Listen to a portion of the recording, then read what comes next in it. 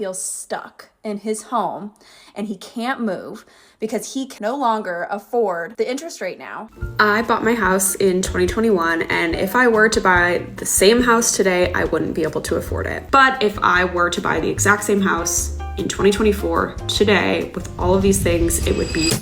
Homeowners are experiencing this lock-in mortgage effect where you have such a good interest rate, you're just locked in for the rest of the 30-year mortgage that you have. They're unwilling to trade their current interest rate and get into a new home with the high interest rates that we have now. And this was pretty evident looking at all the TikToks that I'm going to be reacting to today, because in the comments, a lot of people were saying that they were set, they're chilling, they locked it in, they had this once in a lifetime opportunity and they're super happy. But on the other side, there's some people that have golden handcuffs where even if they want to move, their interest rate is so low, if they sold right now, they're going to be going into an unaffordable market and it's just not possible. Over 21% of the mortgages right now have under a 3% rate, and over 56 have under a 4% rate. So today we are going to go over some of these people who do feel like they have these golden handcuffs. They are literally stuck in their mortgage. They cannot get out even if they tried. But before we get into that, subscribe to the channel because 90-something% of you are not subscribed. I want to bump that number up to like 50. Sounds pretty good to me. I do videos on crazy high car payments, real estate, tier list videos to girl math videos. So if you want to help the channel out, subscribe and comment down below because I always feature your guys' comments and reply. So I made a real estate video a while back, and there was a video where Barbara from Shark Tank was talking about how she thought the market was going to go up. As the rates come down, the demand is so high and inventory so low, there's no place to go but up for real estate prices. And this person said, I definitely think Barbara is right. Housing prices are not coming down. Inflation has made construction costs higher. Both material and labor is much more expensive now compared to a couple years ago. And in that video, I showed a couple different opinions on where people thought the housing market was going to go from there. And I leaned towards Barbara.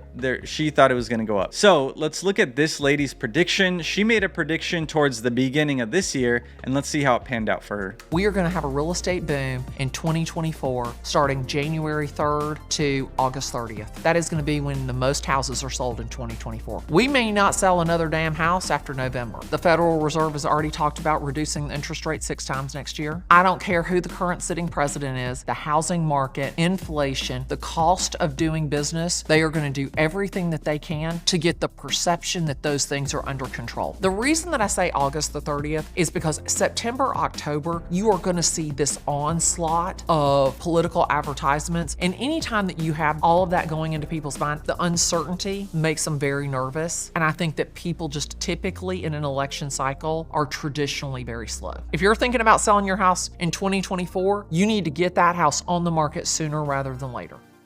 So I did end up checking the home sales for this year because I wanted to prove her wrong. And she was right in like the very first month. It spiked up pretty quickly.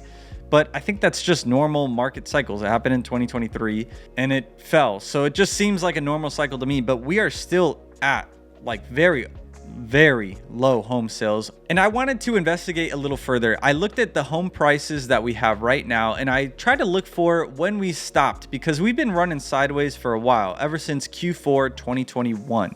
And then at the same time, I looked at when rates started to go up, and guess what? The end of 2021. So that spike there really caused home prices to flatten out. But just because housing prices flatten out, it doesn't mean that the mortgage payments flattened out. In fact, buying the same priced house with a mortgage rate of 7% instead of 3%, your payments are almost double. So although the prices have stagnated, it's still almost impossible, if not worse, to buy a home. Rates are coming down a little bit, so maybe we have some hope. This person says everyone is trying to buy, no one is selling. People are locked in to their 3% mortgages. And John very aggressively says housing prices are already too expensive, which is yeah, I mean, it's true. So let's look at this realtor who's talking about their clients who are really hesitant to buy a house because the rates are so high, and they're just super sad because they lost out on this once in a lifetime opportunity. Had a client today close at a 6.3% interest rate, which ironically is a killer interest rate now, considering how the last year has been. She asked us what the lowest interest rate we've seen on a deal, and I tell her 2.8. She nearly drops her pen to the ground and doesn't even want to sign her papers. Our title attorney tells her, hey, he refinanced at 2.7. Moral of the story is she's gushing over these rates that people got back in 2020. What's funny is she doesn't even know that I was talking to our title attorney that same 2.7 interest rate the other day, and he was telling me how he feels stuck in his home and he can't move because he can no longer afford the interest rate now. He feels like he can't sell his home because, yeah, he's gotten appreciation, but he's going to have to funnel all of that appreciation into the next home, and the payments still won't make sense for them. They've gotten so accustomed to a $2,000 mortgage payment that they can't even fathom the mortgage payments that people are affording right now. I think a lot of the people that bought in 2020 potentially didn't really understand the gravity of the situation that they were getting into, to become so accustomed to a very low cost of living. And then when rates became, a more realistic level, they adapted to a lifestyle that also arguably wasn't realistic. This is attributing to the massive low inventory that we have and people unable to leave their homes right now. We have had to get massively creative to make it doable for people to sell their homes and buy a new one. Yeah, it's a tough pill to swallow. You see all these people celebrating when they got these 2.8, 2.7 interest rates, and you're looking at the prices and the interest rate combined, and you're looking at like $4,000 mortgage payment. And just a few years ago, it would have been half. So that's a tough pill to swallow, but look at the comments. Nah, we aren't stuck. We're lucky, and I'm never moving, I guess. I'm stuck, in quotes, at a 2.25% interest rate, and I'm extremely fortunate and grateful. I'm not stuck. I'm happy, blah, blah, blah. Everyone is happy. So if you got in, we get it. You're happy, and that's great. So this next one is really cool because this girl actually breaks down what it would be like selling her current home and then rotating that into the new home and what those payments would be like. I bought my house in 2021, and if I were to buy the same house today, I wouldn't be able to afford it. Let's break it down. When I bought my house, it was $649,000, and today it's getting quoted at $764,000. So that means my down payment in 2021 was $130K, and today it would be $153K. My interest rate is 2.8%. That's what I got in 2021. And today we're looking at about a 7.4% interest rate. Currently, my principal and interest is $21.33 a month. And if it was in today's rate, it would be $42.30 per month. Taxes and insurance come out to $567 for me, and for 2024, it would be $650. So that would mean my monthly mortgage payment, as it is today for me, since I bought my house in 2021, it's $2,700. But if I were to buy the exact same house in 2024 today, with all of these things, it would be $48.80 per month. I literally would not be able to afford the house that I bought 3 years ago. And that is insane. That is insane. And that's why people do feel like they have these golden handcuffs, because it, on one hand, it is amazing, but they're stuck, and hopefully it's a good home. So luckily this chick says that she's obsessed with the house and she loves it. So that's maybe a good lesson. Whenever you're buying a house, make sure it's good. Make sure you could stay there for a long time.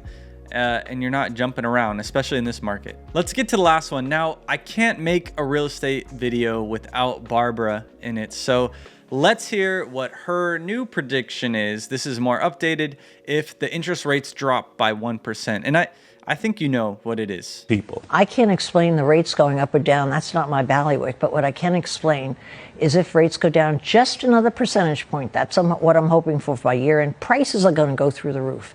And the reason for that would be around 6%, get to that level. Because everyone will come out and buy. There are probably 10 buyers on the sidelines waiting for interest rates to come down that are actually active in the market. So everybody's going to charge the market. And so if you wait for interest rates to come down by another point, I don't think you'll gain. I think you'll wind up paying more, because I wouldn't be surprised if real estate went up by another 8 or 10% if interest rates come down another full point. I know it sounds crazy, but there's a magic number that makes people get all juicy about. Yeah. And it just has to slide down there for everybody to say, let's get out there and take advantage of it. Man, there's nothing nothing like a real estate prediction because everyone has a different opinion. This person says, not true. Houses are way overpriced and there needs to be a correction. I don't know if he's predicting that or they're predicting that, but this person says, buy now, avoid the price hike, then refinance. Yeah, the saying goes, date the rate, marry the house, because you can always refinance later, but you should be prepared to not be able to refinance because you don't quite know what's going to happen. Now, if you made it this far in the video, comment down below, where do you think the market is going? I just have a feeling we're just going to keep chugging along, maybe go sideways, maybe pop up a little bit as interest rates cool off, but we need more inventory. There's just not enough inventory. And of course, real estate is really regional, right?